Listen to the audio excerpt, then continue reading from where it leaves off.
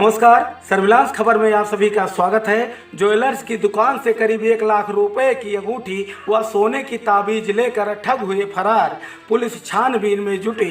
बाजार में स्थित एक स्वर्ण व्यवसायी की दुकान से ठगों ने करीब 1 लाख रुपए कीमत की अंगूठी व सोने की ताबीज लेकर फरार हो गए।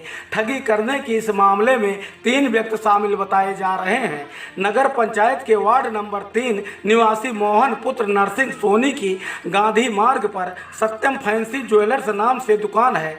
मोहन के अनुसार प्रतिदिन की भांति वह अपनी दुकान खोलकर बैठा था। शनिवार को दोपहर करीब 2 बजे दिन में 2 युवक उनकी दुकान पर आए और उन्होंने किसी बाबा से ताबीज बनवाने के लिए सोने की ताबीज दिखाने को कहा। ताबीज पसंद करने के बाद युवकों ने बाबा को देने के लिए सोने की अंगूठी भी दिखाने को कहा, जिस पर मोहन ने उन युवकों को 5 अंगूठी पसंद करने को दिया। जिसके बाद युवकों ने मोहन से और डिजाइन दिखाने को कहा।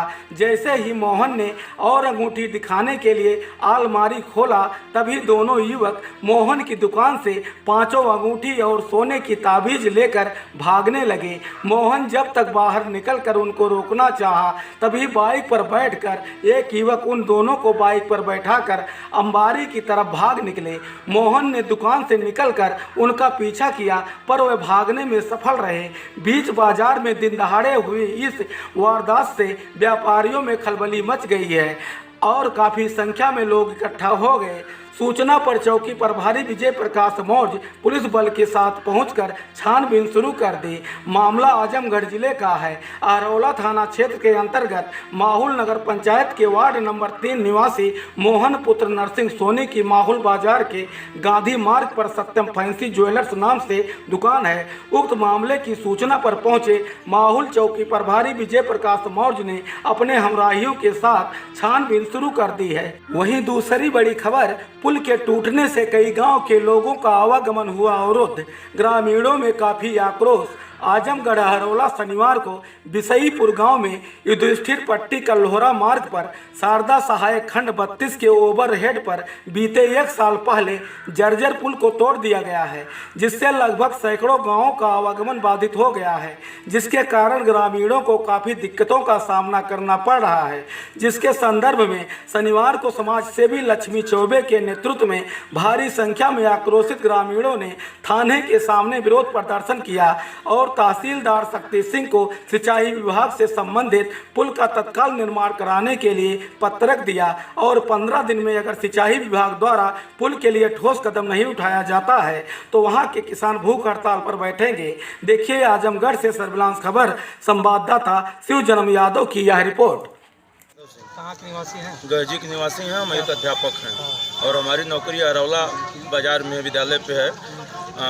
एज ARP हम रिसोर्स पर्सन हैं और बार बार हमको आना जाना पड़ता है, लेकिन जो वह पुल है सर, वह टूटने की वजह से हमें ही नहीं पूरे ग्रामवासियों को और कम से कम 20 गांव के लोगों को जिनका आना जाना अरौला है, उनको इतनी दिक्कत है कि उसके बारे में अब क्या बताया जाए।